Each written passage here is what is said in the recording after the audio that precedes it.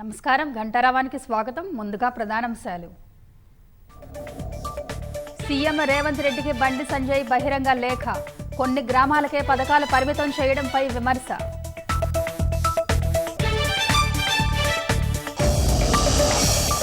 నల్గొండలో టీ హబ్కు తాళం వేసిందే కేటీఆర్ అన్న కోమటిరెడ్డి. ఆ పార్టీ నేతలకు తనను విమర్శించే స్థాయి లేదని మండిపాటు. ఎమ్మెల్సీ స్థానాల ఎన్నికలకు మోగిన నగారా. ఫిబ్రవరి 27న పోలింగ్, మార్చి 3న కౌంటింగ్.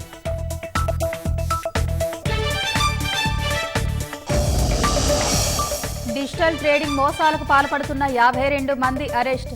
మోసగాళ్లకు బ్యాంకు ఉద్యోగులు కూడా సహకరిస్తున్నారన్న హైదరాబాద్ సిపి. యూపీ సర్కార్ ప్రముఖులపైనే దృష్టి పెట్టిందన్న ప్రతిపక్షాలు.